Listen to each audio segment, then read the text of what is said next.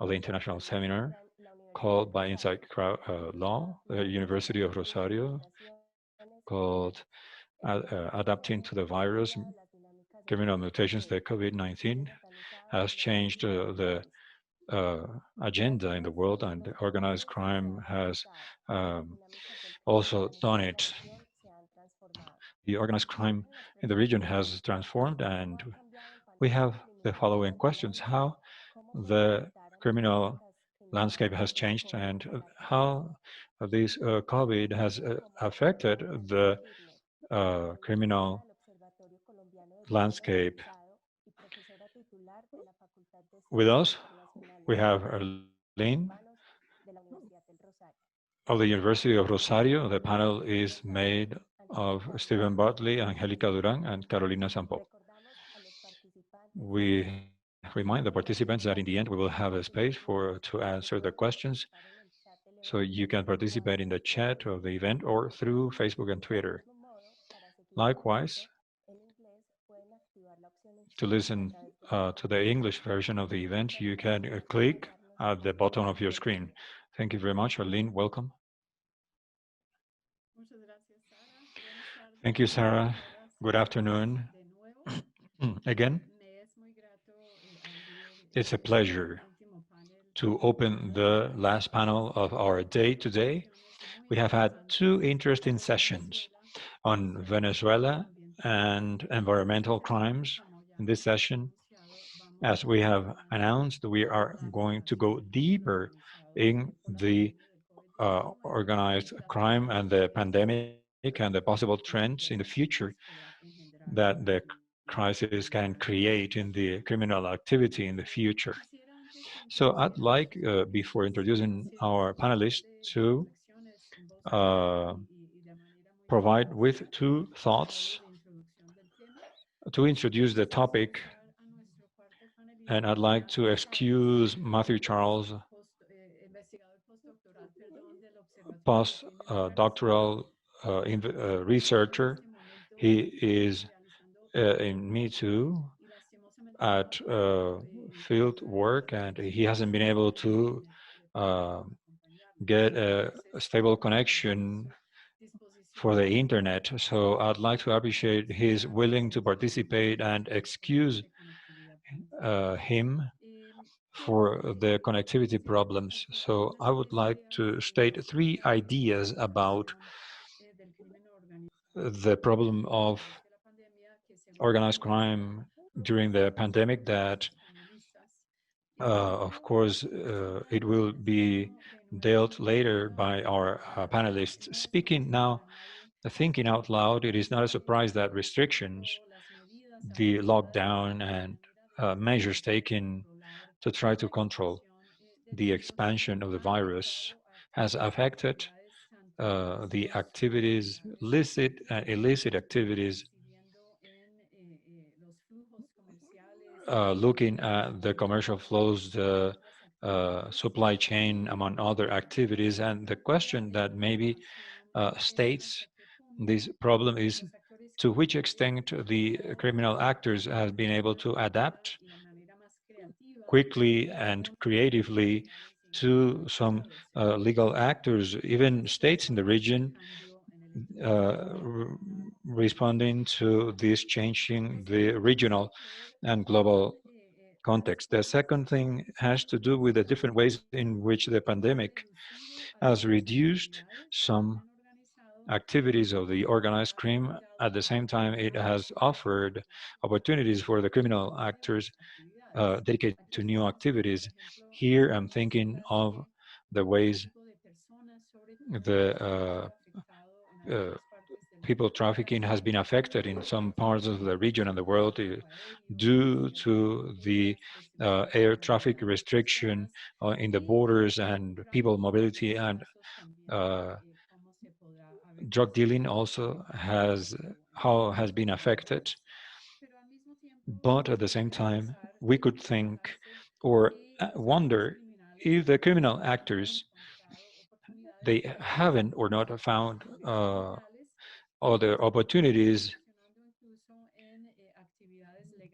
getting into legal activities investing uh, on sectors in crisis or other sectors which are profitable due to the pandemics or other activities that is not worth it now to mention. Third, and thinking of the future, we have spoken this year about the economic crisis and social crisis due to the pandemics. And basically, here, one of the questions is to which extent the economic contraction, shrinking the employment, the poverty and inequality in a region that is affected, like it is Latin America, the weakening of the state institutions and the increase of governance functions due on behalf of the criminal actors, recruiting of minors, lack of security on some states, and the security system impacts the criminal activity in the future. So without further ado, I'd like to introduce our panelists that will have more to say about these topics. That for sure we're going to start with Angelica Duran. Angelica is a professor of political sciences of Massachusetts, and she is an author of the book The Politics and Drug Violence, Criminals, Cause, and Politicians in Colombia and Mexico, issued, published by Oscar University Press in 2018, and she has received prizes, award on the International Association for the Study of Organized Crime and the Peter Carlson First for this publication. She is a PhD on Brown University's Political Science, a master's in Latin American Studies in New York University, and the degree in Political Science is the National University of Colombia.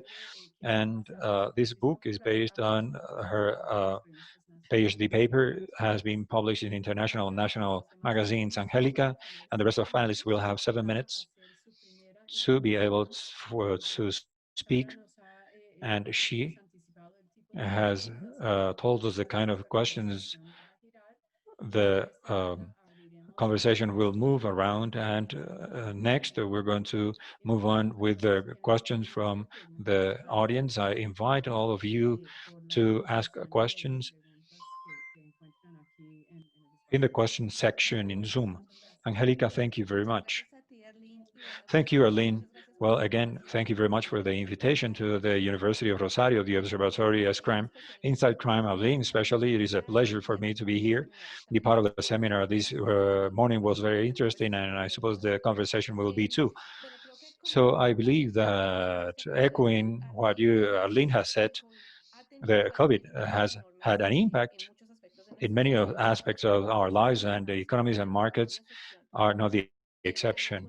So there are effects that are immediate, other will be long-term, and I believe the long-term will have to do with the economic setback that we have had in the region due to the pandemic. But also this impact vary within the countries and can be sometimes contradictory. So I'd like to speak of 4 points which I think we can think the impact of the pandemic.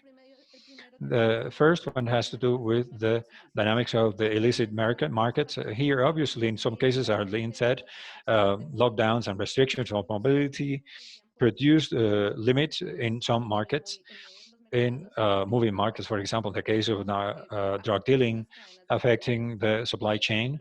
For example, making difficult the in goods, some drugs like amphetamines, the movement of ships between Mexico and China has created restrictions in the supply chain.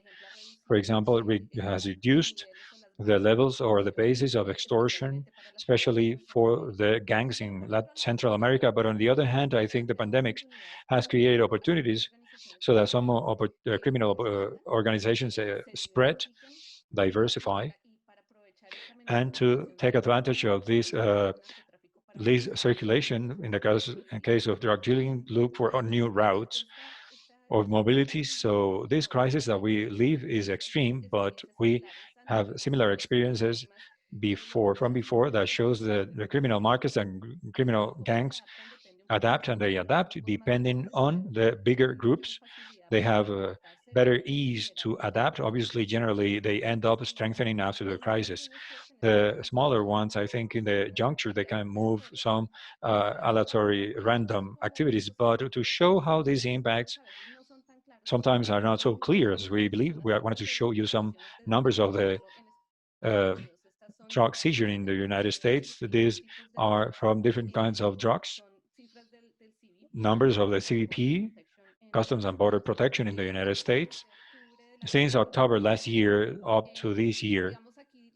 Here, what you see is, in general, the impact are not so clear in all the drugs, are not so pronounced as we would like to. In the case of cocaine, as you can see, the orange line, when they start the strongest restriction of mobility in February, March, April, of course, the seizure of cocaine drop, but they come back to their positions in like in November last year.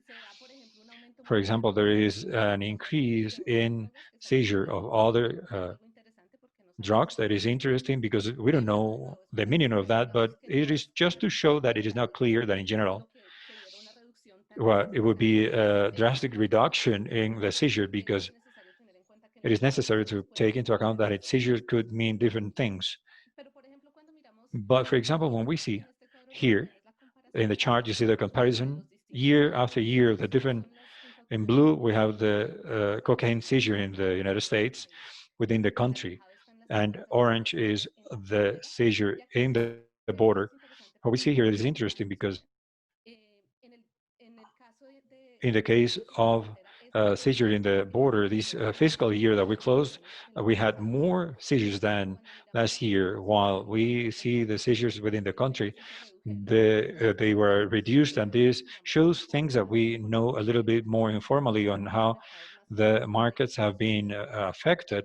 This drug distribution in the United States due to mobility restriction. Here, the point again of the impacts, I believe, sometimes they are more contradictory of what we know. Quickly, we can elaborate this later. This the impact of COVID in violence, specifically of the organized crime. Here we see different impacts. In some cases, obviously the restrictions reduced homicides when they reduce the recirculation, mobility circulation, but in other cases what we have seen is the restrictions led to an increase of violence, and this could have been in part because of uh, fighting groups can take advantage of the restrictions to gain territory. The important thing is to take into account which are the impact of the violence and the pandemic. The pandemics and the violence depend on the trends that existed in different places before the actors present. And here to illustrate this, I'm showing you the homicide rates this year too of some cities that I selected randomly because those cities I carry out some research. So you can see in the case here is Bogota, the gray line, or Medellin, that is this blue line, and we see that when restriction starts of the pandemic in March and April, the homicide lower and they stabilize. Here we have San Salvador. When the restriction starts, there is an increase of violence.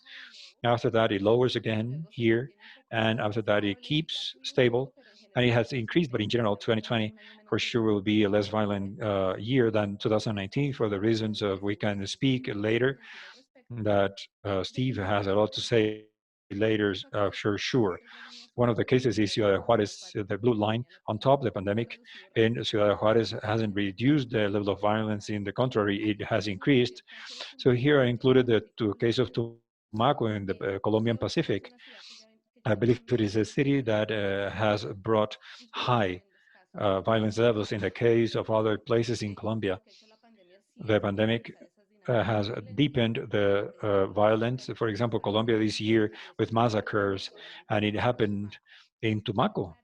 So to clarify, these numbers are the total numbers of homicide. Obviously, this changes when we use rates visually. To close on the other 2 points, I wanted to touch upon how the pandemic has affected the criminal governance. Arlene touched upon this, but it has to do with the fact that we have seen groups that have used their power to regulate communities, to provide them with services. Here again, the important part is to emphasize that those behaviors change through the territories, and it depends on the power these groups had. Different groups, in some cases, we don't see these behaviors because the groups don't have the capability or the interest to regulate behaviors. So again, we can speak more about that, but the last point I wanted to mention, obviously, as Arlene mentioned it, an impact, the way in the pandemics affects criminal economies, that through a greater militarization and police abuse that we have had in the context of the pandemic. And I also believe uh, less work from the police can increase opportunities of corruption that in the long term strengthen the illicit economies and criminal organizations. Thank you very much, Angelica.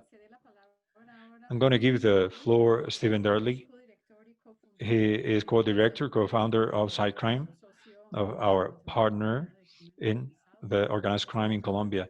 He is a main member of Latin American Center for Studies, the American University of Washington, D.C., was director of the Miami Herald Office for the Andean region and author of two books, Walking Ghosts, Murder and Guerrilla Politics in Colombia, published by Rubbish, and his most recent publication that has just been launched, MS-13, The Making of America's Most Notorious Games, published by Harvard College. So, Steve, you have the floor. Arlene, thank you very much. Good afternoon, everyone. It's an honor to participate again in this, our third conference, annual conference, speaking about main topics on what we have seen through the years and have the participation of many, so many experts on these topics. I'd like to start with thought in general is that I believe that still we are in the stage of assessing the effects. These effects that we see from far, we cannot, it's a COVID effect for us, for researchers has been that we cannot be in the field, so to get information has been difficult. Having said that, I have three thoughts because everybody has three thoughts. So I have three thoughts too. One is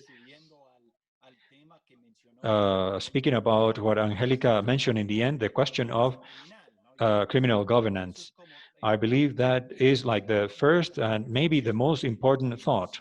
They, regarding this during the pandemic, they have extended the power, political power, social power, mainly in the spaces where there is no presence of the state or there's a scarcity of presence of state. The control existed from before, but now it has strengthened. We have seen a lot of examples on this. We can mention in Brazil, since the beginning, there was tweets like Comando Vermelho. They said that this is getting serious. Stay home in the Salvador. The gangs use their curfews in Colombia. The guerrillas, current guerrillas and ex-guerrillas, former guerrillas threaten the citizens who defy the strict uh, lockdown in some rural places in Venezuela. The colectivos starting working hand in hand with the government to keep people home. So there were cases remarkable in the media, like the cartel, the Jalisco cartel, with their emblem, logo. It was like jelly, bread, all that. So somehow it's a facade. In certain moments, it could be like a lot of propaganda, but in other places, it's like a reflection of the power that existed in other places. It's an expansion of power. So it's a combination of three things. Really, we cannot um, decodify exactly what it is, but it has to do with all those places. Remember reading, studying on the construction of state and the famous Charles Tilly that mentioned about organized crime worked hand in hand with the state to create a state. We have had other experts in crime like Banda Ferba Blanc.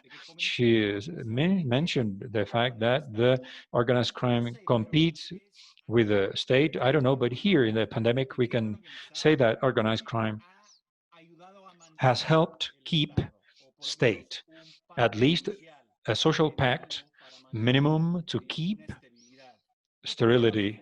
So the first thought. The second thought is that what I said in the Aline said in the beginning, and Angelica, there are people who win, people who lose, and it shows what is going on in the rest of industries.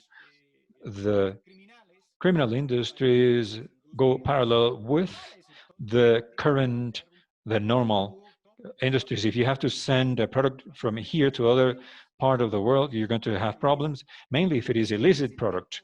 So that kind of activity can be interrupted. So that's what has happened. Those are the groups in many aspects, the most the strengthened groups to start. So to survive the pandemics, they will survive the pandemics, but they can suffer disruption regarding the delivery of the product to the market. And we have distribution network at a local level. We have members that are exposed, so they are left to capture. There is cash that has been captured in big amounts, for example, close to the Bolivian border and Argentina, drugs, organic drugs that are getting rotten. They have caught the visits to jails. So the groups inside prisons, they cannot have access to the visits, so they lose their phones, lose access to smuggling, etc. So those are the ones who are losing, but there are other ones that are winning, who are winning. They had in the crime, they were expanding, spreading, but the possibilities, the amount of consumers or people who get in that area of cyber does make they have more possibility for victims. So it is spreading, and it will stay after the pandemic, because all that rhythm of working and doing business, that will be kept somehow. So they could be the winners, but anyways, it is difficult to mark the winners now and who are the losers. Lastly, there is a look into the future. I believe that as any group of organized crime, they are looking for, like Jerry likes to say, where there is less resistance.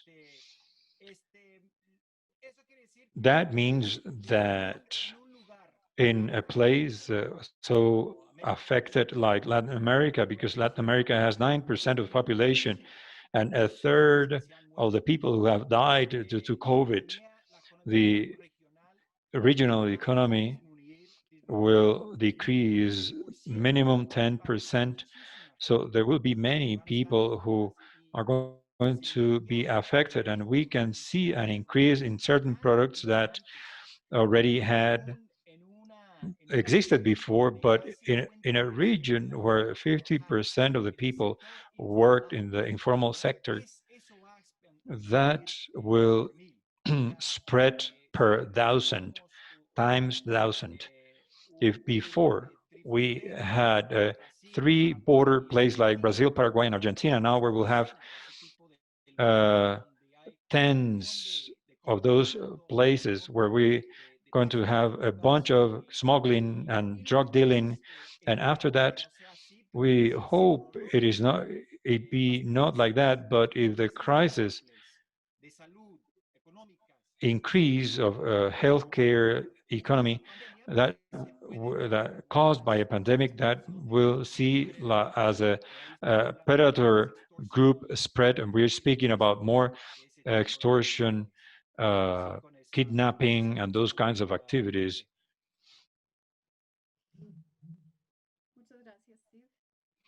Thank you very much. Last but not least, I'm going to introduce Carolina Sampo. She is a research investigator in COLICET and coordinator of the Studies Center on Organized Crime of the International Relations Affairs of La Plata University. She is a regular professor of the University of Buenos Aires. She is a professor of the PhD of the Institute of International Affairs in La Plata. She has a PhD in social sciences, and she is a bachelor in political sciences at the University of Buenos Aires with a master's in international studies of the Intec University, Carolina. Thank you very much, Arlene. Thank you, the University of Rosario, the Observatory, and Inside Crime for this invitation. It's a pleasure to be here with you and share the platform, in this case with Angelica. That they said many of the things that I had planned to say, but the first one of them is that is important, I think, to highlight. Reality, the crisis due to COVID-19 has deepened trends that were already marked. Everything that has to do with how the organized crime adapted to this new scenario is not new, but it is a deepening of questions that had appeared. The most important ones had to do with the exploitation of a space that was relatively new, but was overspilled by the users of the cyberspace. The second question has to do with the uh, falsification of health goods. Interpol is warning so that the vaccination is allowed. Some of these vaccination, they are asking approval because the criminal organizations would try to mix real drugs with false drugs. And this we have seen from since the beginning when we see the uh, supposedly alleged cure for COVID, but also sanitization. And to that, we have added the loans, in short-term loans, in terms of the economic crisis the region is getting into, that depends 50% on the informal economy. But specifically, in our case, in South America, we need to understand how drug dealing was affected. Something interesting is that when we mentioned in May about COVID, we thought of a scenario of short and long term. But that scenario started spreading, and it is important to divide two stages the impact the crisis has had, or the pandemic, on the criminal organizations, drug dealing particularly, because in the case of Latin America, we have the only three producers of cocaine in the world, and obviously the illicit activity that is the one that is most important in the region. It is important to mark two in this case. Angelica mentioned three that has to do on how drug dealing moved. In the first stage, what we saw was how the criminal organizations in somehow they went back to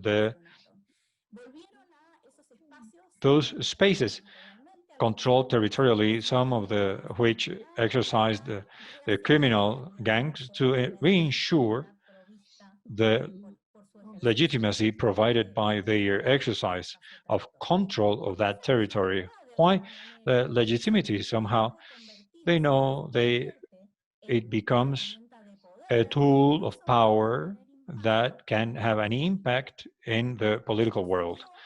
This was given at the first, even though it was kept, but uh, less, some months ago, it was seen like the cartel of Sinaloa.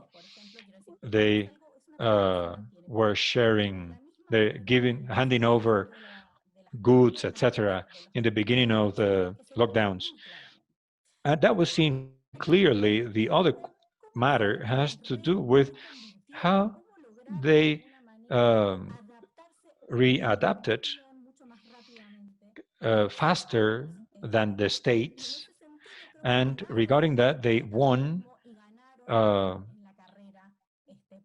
the race for leadership.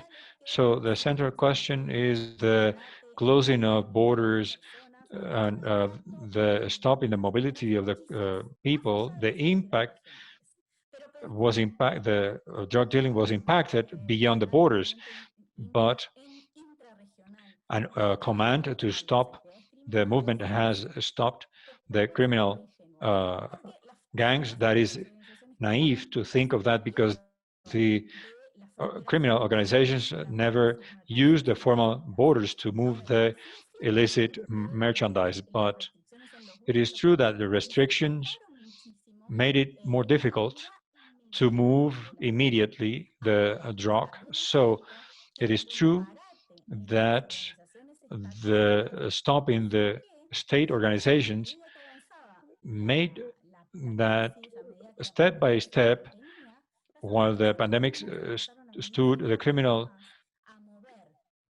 gangs started to form. It was one of the ways they used to move cocaine, great volumes of cocaine. It was not the only way. They started having a central role. So in January, we started about seizure of 5 tons of cocaine. Last year, we spoke about 1 ton. In November, we are speaking about 11.5 tons of cocaine. So we are somehow seeing the life and survival of these criminal organizations, the adaptation on how to take the drug to a consuming market that pushes, and according to Europol, Europe is the central market of cocaine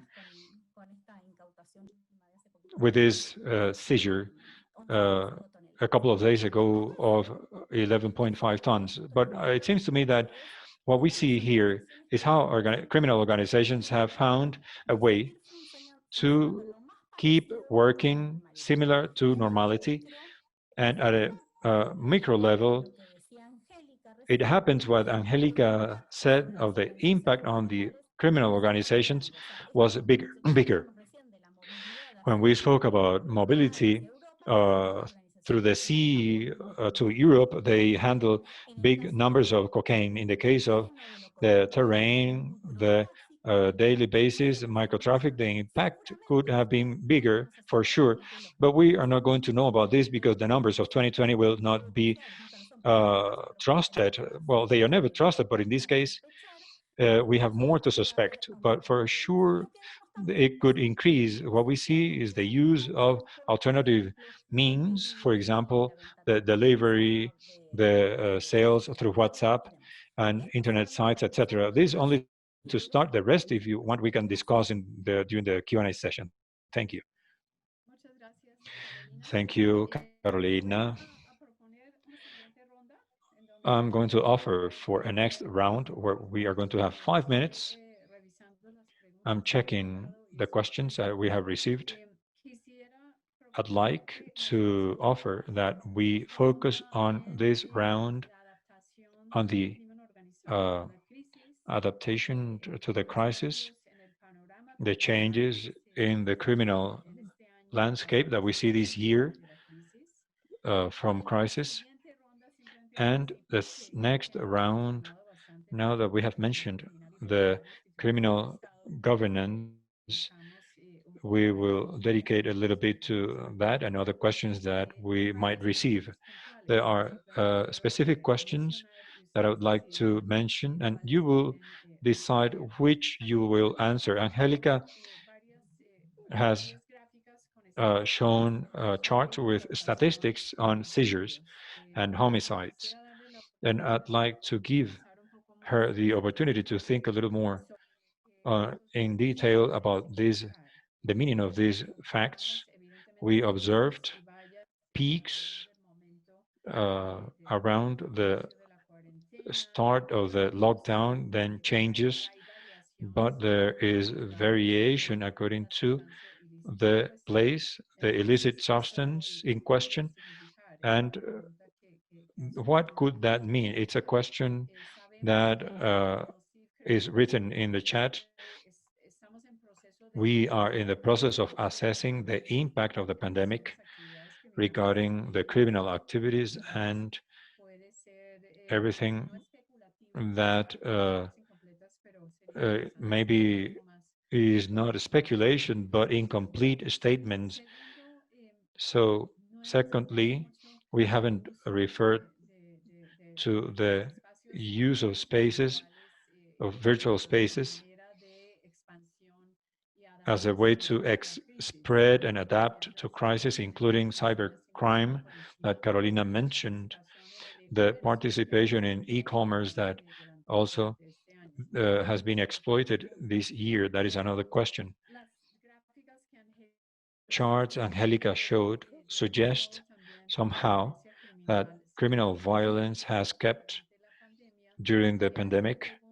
And somebody is asking if that means that the controls, state controls on violence and criminal activity has been affected or not due to the pandemics.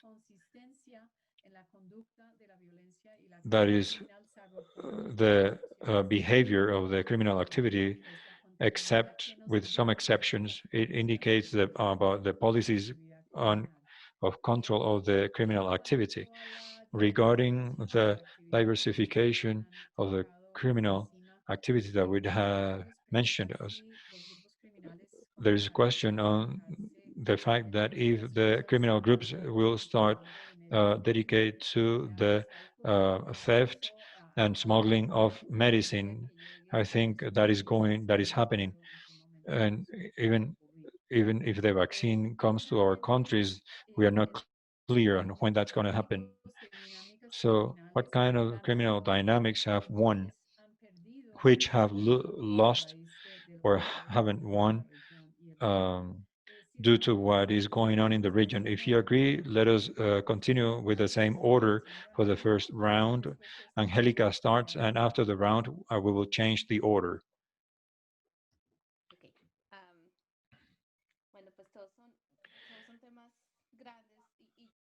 So we have important issues, and I agree with Steve. I'd like to emphasize that we need to be careful not to, when we reach into conclusions, because we are assessing these things on the facts and variations. I believe one of the reasons we wanted to show the facts is because we believe that the impact of the restrictions sometimes are not so radical as we would have thought, at least with certain indicators.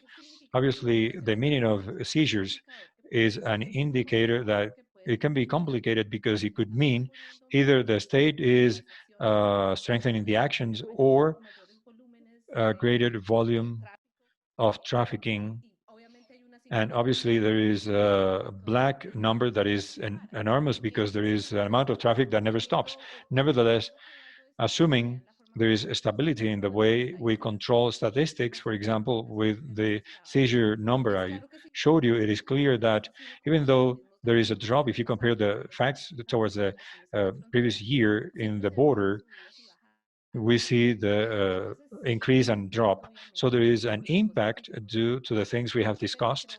But I believe that in part the message behind this is to show this graphics the impact, at least in terms of circulation of drugs, hasn't been so radical. But this could change depending on the place we are talking about. Again, here in the United States, there is a discussion. There has been an increase. There was an increase in the price of the drugs in the streets because there was less availability. That has increased the prices a lot. but for example, the price of coke in the Indian countries has lowered. That price not only has lowered due to the pandemics, but the price of the coke leaves was lowering, and it has to do with the excess of offer. There is a difference between the moment in the supply chain of different products we are referring to. So if we speak about the levels of production and transit and final markets regarding the violence, the same. I believe with violence, it is possible that in some cases the pandemic, specifically the initial lockdowns, had a clear impact in some cases in the bigger cities where most of violence is less associated directly to criminal struggles. We can say, think in Bogota. In those cases, mobility restrictions had an impact in reducing violence precisely because there were more people from abroad. So in other cases, in many rural areas of Colombia, they had violence before, and there is criminal struggle. So mobility restriction, maybe they caused an opening for opportunity for those struggles to increase, to occupy territory. So to be able to assess clearly and conclude on the relationship of the lockdowns and violence, I believe we need to analyze carefully with more variables, because I believe in general my answer would be the pandemic has had an effect, but it is not an effect that is separate from other things that had happened before. Why we have kept violence and what is the meaning of that in the control, state control. Personally, I have a bigger question. I believe we need to, when we think of the impact of the pandemic in the violence and organized crime, we need to pay attention to what happened with the presence of state, what has happened with the presence of state. Regarding that, I believe there are many things operating. The first one is initially there is a change focus on pandemic, so I don't believe it is too much of the situation, current situation. It shows finally that the state hasn't changed the framework on how they face the organized crime with or without pandemic, and it is important to see how the state agents has the amount has changed and how that is related to the levels of violence. That is an open question. And regarding the dynamics that have won and who have lost, again, it depends on the territories. Which have won, Steve said, up to a certain point, groups that had a little of control in the territory, maybe they have strengthened. And you see that in Latin America, Central America, Mexico, Brazil. In Colombia, I believe it is not so clear because many criminal struggles, but some of the things that they have won is the ability to control the territory from the armed groups. It implies of what we know about the criminal governance that it has faced, that is benefit for the citizens. What it means that some of the things, as Carolina said, that have spread are activities of low level that affect the citizens in a daily basis. For example, the credit or the control of the market. And who have won? I wanted to say this to close. Dynamics we haven't mentioned, something that has spread with the pandemic is the corruption compared to regarding the agreements with health services that have increased during the pandemic. And these generally are not markets that are controlled or not by criminal groups, but it's corruption form of ways that are big.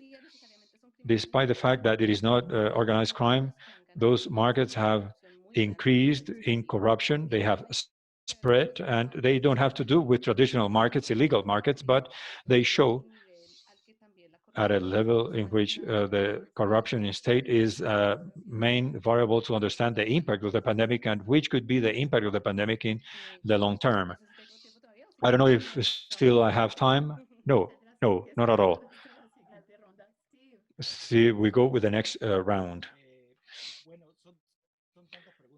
Well, there are many questions and issues. I will only touch upon three of them because I like to keep the number three. And speaking on agility, the question of if organized crime, quote, obviously we are speaking about a monster of thousand heads, but organized crime is more agile. But the hand to mouth belongs to all of us. We have seen certain ways they do the hand to mouth. And as an example, the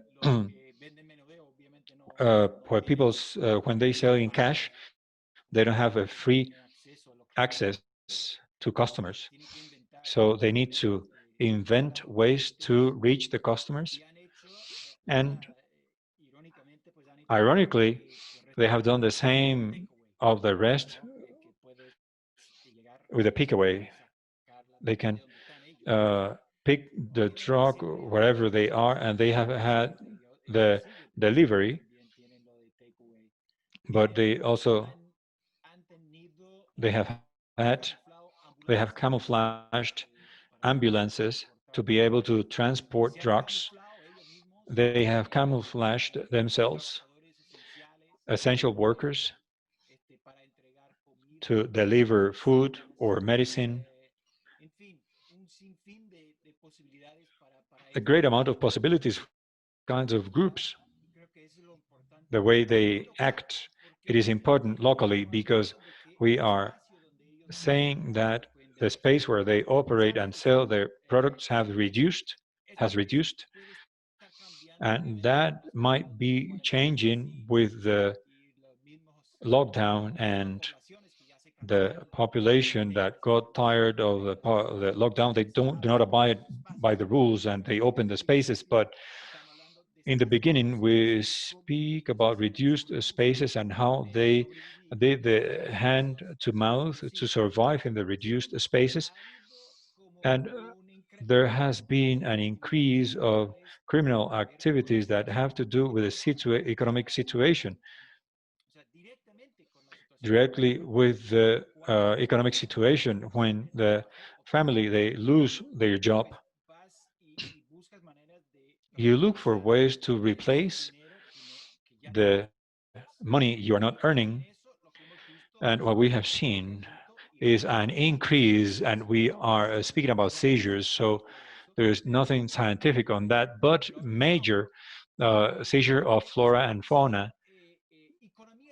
They are criminal economies with a low bar, so they can get in, increase their production, quote, that it would be to cut off more wood and sell more in the market. That is logical in the economic situation that we are.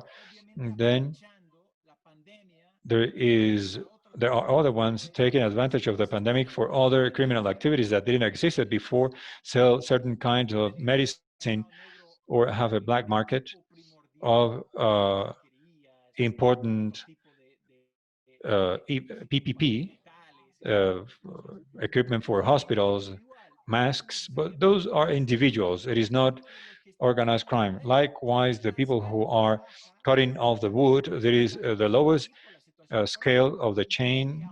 They are getting in because of the situation, but there could be a criminal activity because there is always the need, and the consumption of drugs can increase due to the um, small drug dealing, and you accumulate drugs in certain places, and there could be an increase of consumption. The increase of consumption of drugs can be left for after the coronavirus, and that could be a long lasting effect of coronavirus.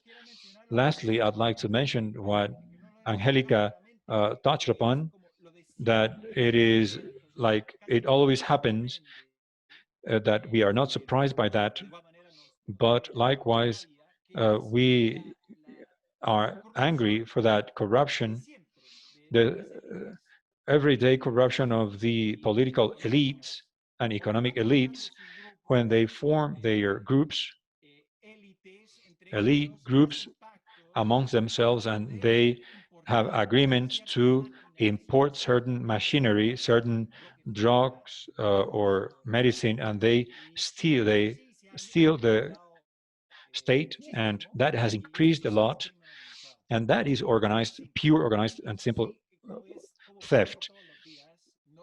And it is not our everyday basis, but we can notice that we are speaking about governability of the criminals. So you are legitimizing other actors because you are acting as a corrupt and a criminal, as a state. And that does have a collateral effect with the image of the states in a way that you are not complying with your role in the state. And apart from that, you are stealing, taking advantage of the misery situation, legitimizing some actors. And so I finish. Thank you. Muchas gracias, Steve. Thank you very much, Steve. Carolina, thank you very much. So many things to say, but such a short time. Basically, I'd like to go deeper in the idea of diversification that appeared between among the questions. It is important to understand that in criminal organizations, they don't dedicate to only one unique activity in general. Most of activities, criminal activities that we mentioned, the smuggling, the products, counterfeiting of products, people trafficking, they go hand in hand according, depending on the territorial space and the organization we're speaking about, they will have more value and they will have more priority to one activity than the other one. Regarding that, it is true that the pandemics opened the possibility for uh, a space that is new, that is cybercrime. As Arlene said a while ago, e-commerce, mainly the risks in e-commerce of many people that were not used to use internet as a space to interact with others and purchase, etc. Their criminal organizations have taken advantage of that situation. But it doesn't mean that some activities regarding drug trafficking stopped, the ones that have to do with smuggling and people trafficking.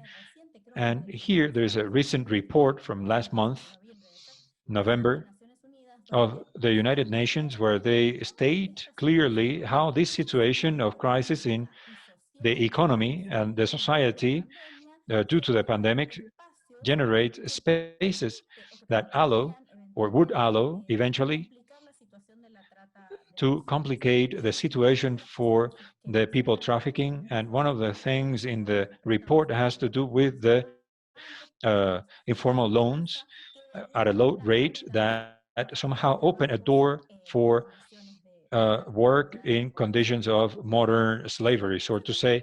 So I am interested also in uh, mentioning of seizure, the power of the state, mentioned by Steve and Adeline. It is an indicator that it is a little complicated because sometimes you don't know what the numbers say. In this particular context where I believe the states have shown there is a standby, at least for some months, the seizures seem to show more activity in the illicit goods trafficking of cocaine, particularly, and mainly the volume, as I said in the beginning, is not a minor question. A year ago, we spoke about a ton of cocaine per shipment. In March, we mentioned 5 tons. In November, a month ago, it was 11 tons.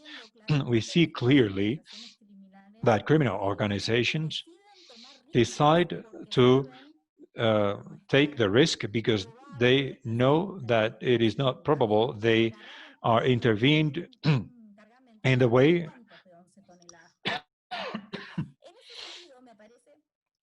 Regarding this, I think it is important to strengthen what Steve said, not looking at only corruption, that it is one of the enabling factors,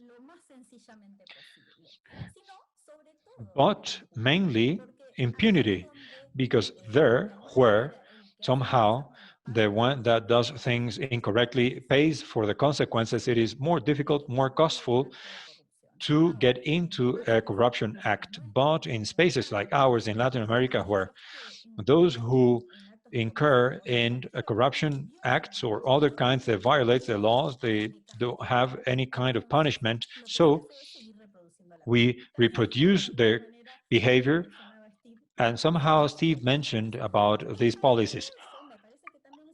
Parallel to that, it is important to highlight that the civil society is tired not only about the situation linked to the pandemic and the crisis and lockdowns, but also the lack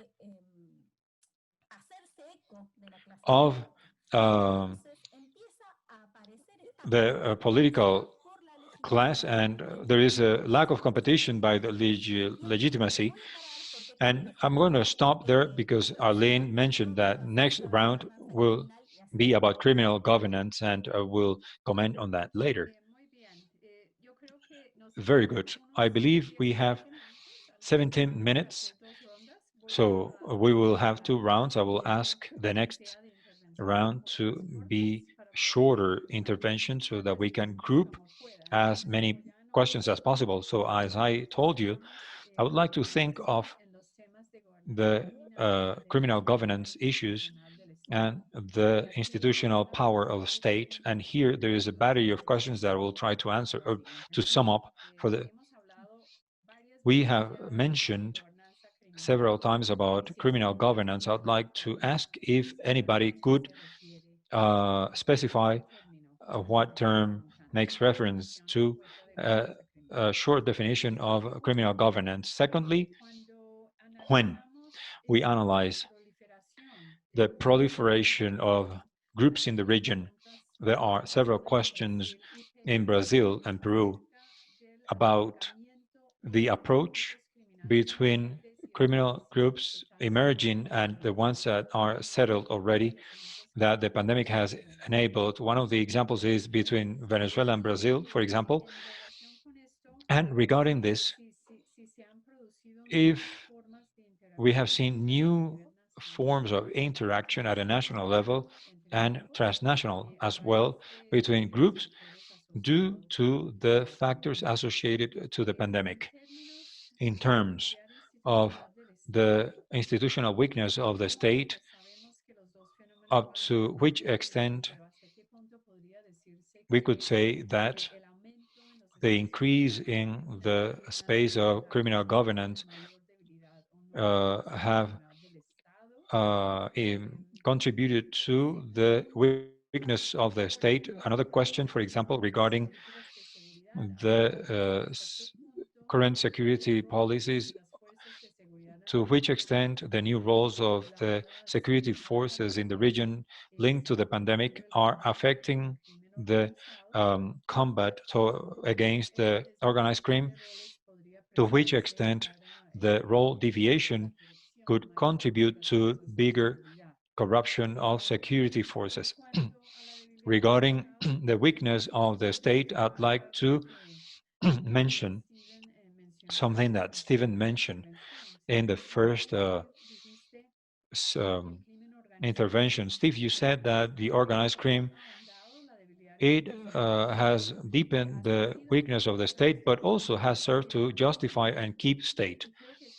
And I believe this leads to a question about the justification of militarization and strengthening of the repression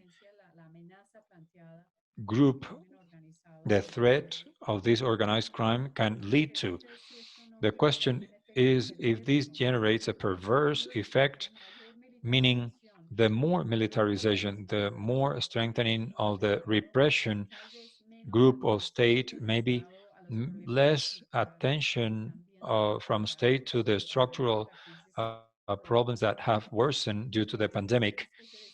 And there is a vicious circle in terms of the strengthening of state, and we agree that we require to face, tackle many problems of the organized crime in the region. And to make the answer complex, a little bit more complex, there is a question on the private interest in Latin America, among others, the activities of the transnational companies regarding the question of the sector of energy and telecommunications. But while as long as there is a diversification of the criminal portfolio, can we expect of more um, damage to the private actors? So we are going to start the other way around this time. I'm going to give the floor to Carolina first. We do not expect everyone to answer, but we would like to be selective when we answer. We have 3 minutes maximum for this round. Okay, thank you. First, the question on criminal governance in general.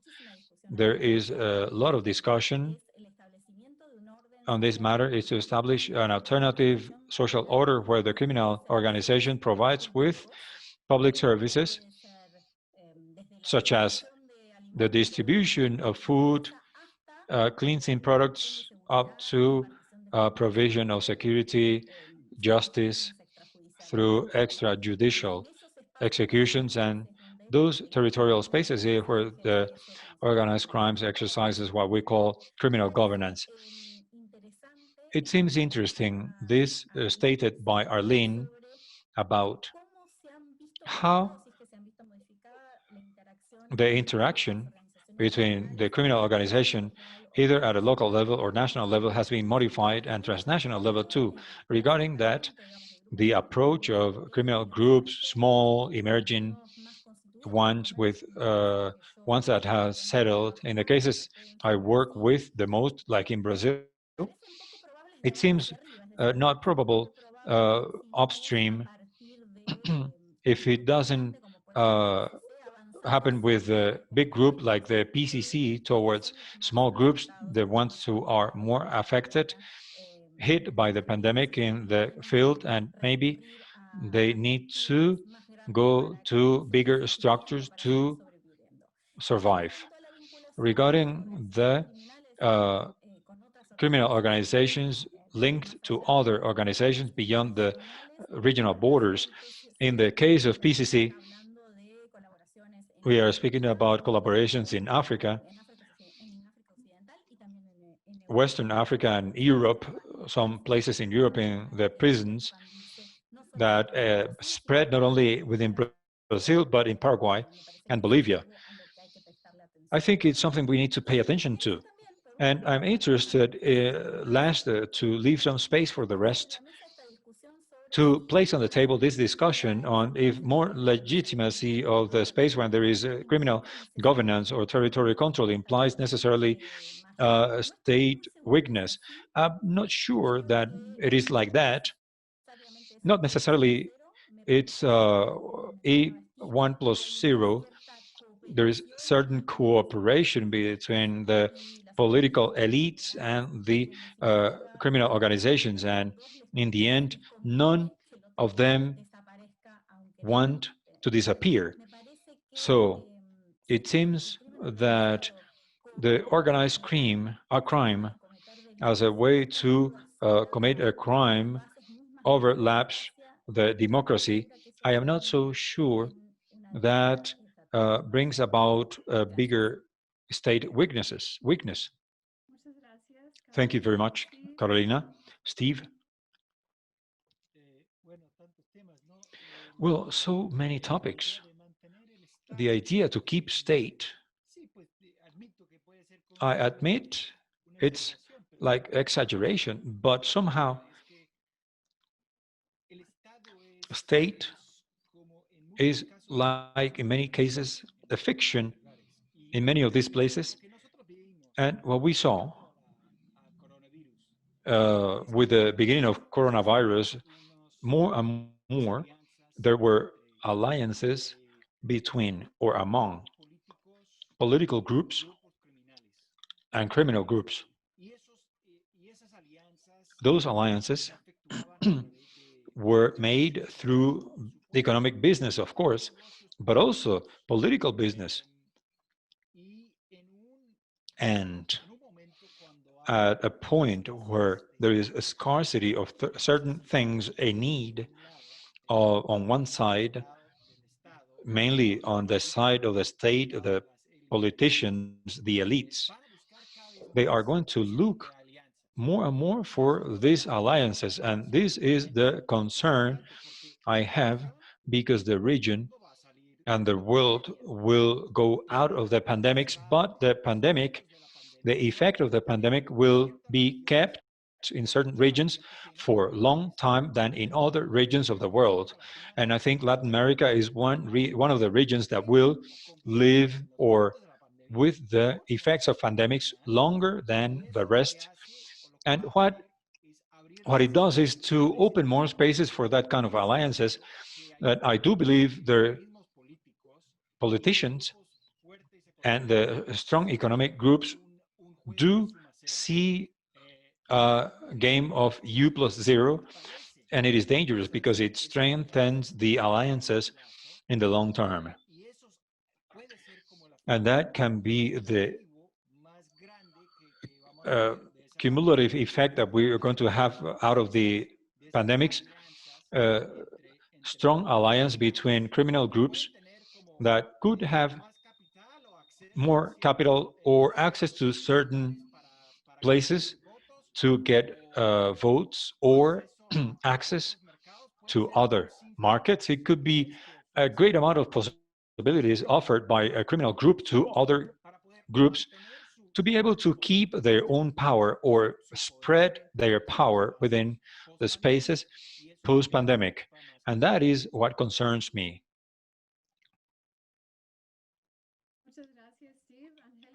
Thank you very much, Steve. Angelica, I will add another question if you wish to answer. There is a question that is interesting on the indicators that allow to state that there is a criminal governance.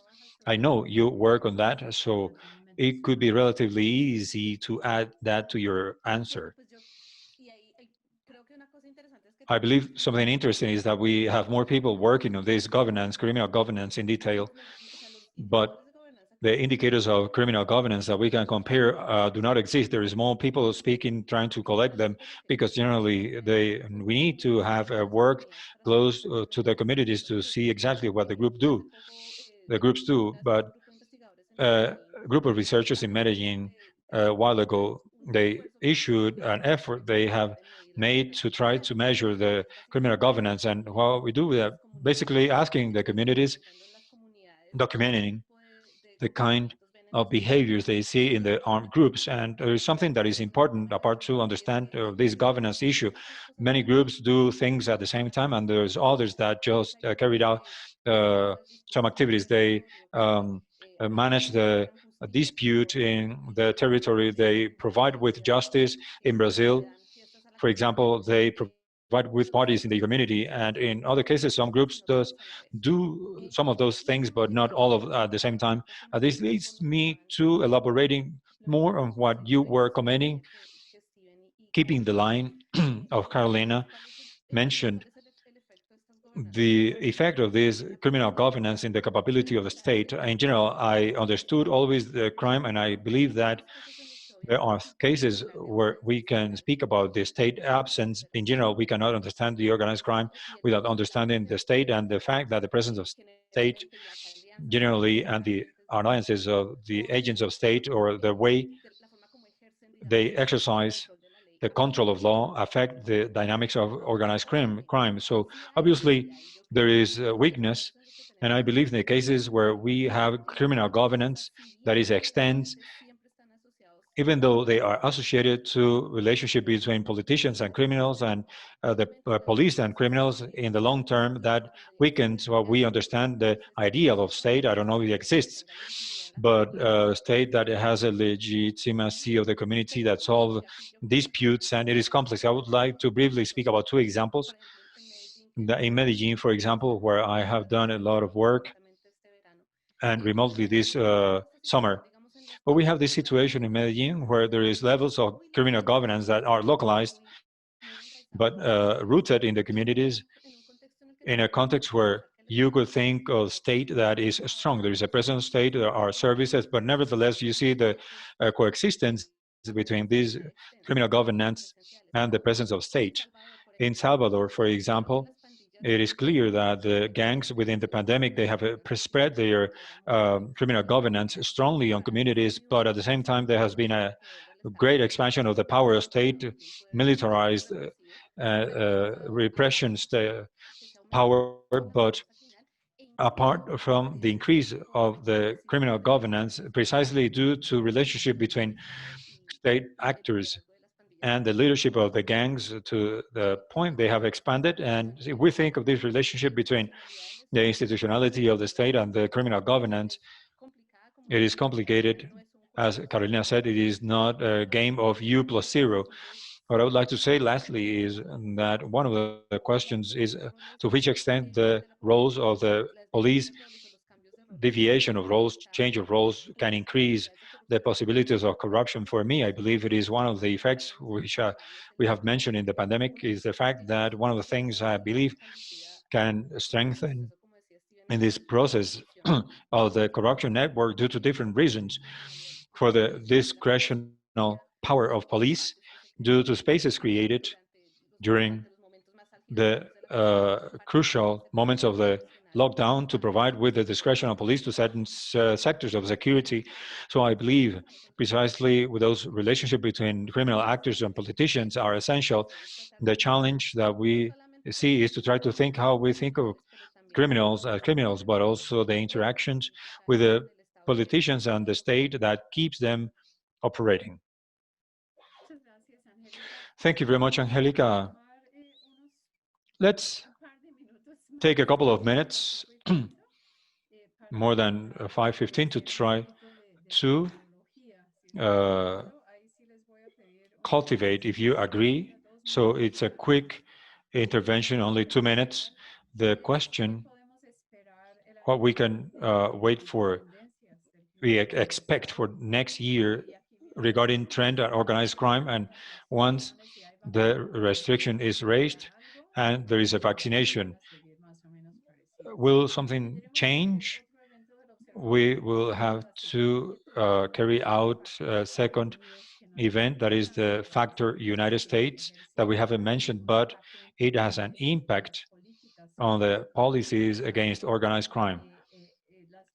So both questions would be how this could affect the trends and policies, the change of government in January, and if the problem in the consumption market of illicit substances in the United States affects the trends of crime here. Third, the increasing importance of social media, the small drug smuggling, will they keep or they start depleting once we overcome this critical stage of the pandemic? And lastly, the inability of the state to satisfy the needs, increasing needs of population in different countries of Latin America due to the crisis for the pandemic, that leads to an empowering of criminal actors, or the trends could be similar. For this, I'll give the floor to Steve. Oh, so easy questions. Well, I really, we are somehow grabbing things that we can feel, because obviously We have been locked at home. We suppose what's going on outside home, but we don't know exactly. I believe that we're going to find many more things of what we expect, but in general terms, what I expect, I don't know exactly if I expect, but what I think is going to happen is what I said before. The pandemic will take more time. The effect of the pandemics will be felt for longer time in Latin America than in other parts of the world. That will generate a kind of alliance. We are speaking about criminal governance, so we should also be speaking about what my friend says, governments that are criminals. And that is what we see, the effect to survive what is to come, not only in the end of the pandemics, but what goes on later. They will have to take certain spaces where there are criminals. So I repeat what I said before, 50% of the current economy or before the pandemic in Latin America, it was informal. So you can imagine the amount of informality that will exist later. That is what concerns me more. And with that, I close. Aline, thank you very much. Thank you, Carolina. Your last minute, I believe, somehow, as Steve says, there are many things left. The feeling is that people fear, so they are getting used to live like this. So I am not so sure that at the moment everybody gets a vaccine, it will be so easy to leave jail and leave the practices that we are used to. Regarding the inability of the state to satisfy the needs of the population, I think the core question has to do with the economic problems, the social impact of the economic crisis, the fall of the GDP generated this year that will keep for a couple of years, and what was called the proletariat of the organized crime. I think there is an important question that is the recruiting to which the organization or criminal organizations can appeal, considering the informality levels of Latin American economies and the inability of states of taking all places at the same time, not only the pandemic, the sanitary crisis, but the economic and social crisis. So I believe that we need to pay attention to all the who could be central agents like women in communities to avoid the advance of organized crime. Thank you very much, Carolina. Angelica, to finish, I will speak about the United States, about the change of government. I would believe that in many dimensions, it's a good change, but there are certain aspects that can change radically and some others don't. So for what we are speaking, what I believe it can change that can be important for the region of organized crime. I would expect that the new government is prone to support efforts that have had positive aspects in the region. The processes in processes in Guatemala, hand in hand with the justice in Honduras,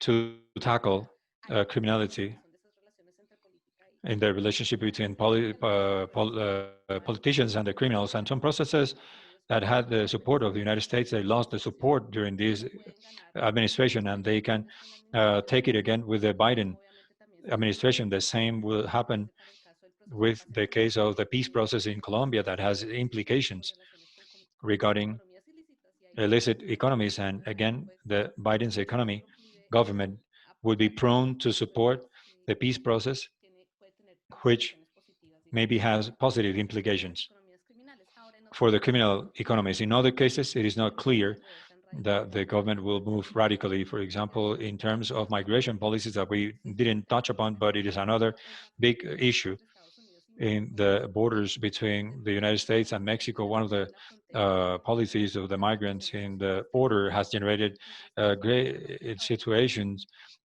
between the United States and Colombia.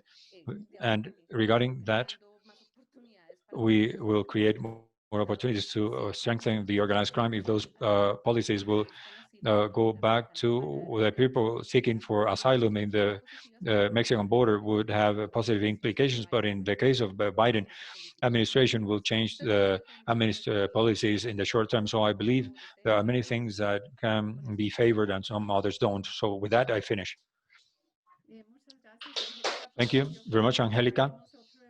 We will have another event next year, as long as the policies next year will clarify. So with that, we close the discussion.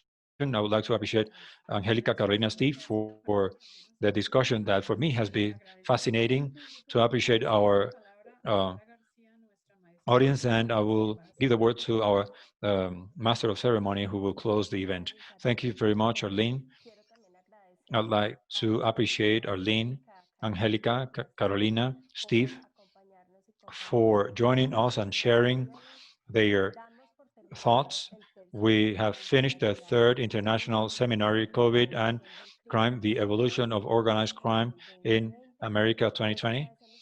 We appreciate the attendees, moderators, panelists for joining us today, and also the ones who followed us through Facebook Live and the social media, interacted with the hashtag Crimen Organizado Latam, the organizers, the members, um, uh, officials of the Observatory Inside Crime, the University of Rosario. Thank you very much for your commitment, presence, and contribution. Remember that the memoirs of the event will be found in YouTube channel, Inside Crime, and blog of the Observatory. We wish a happy afternoon for you.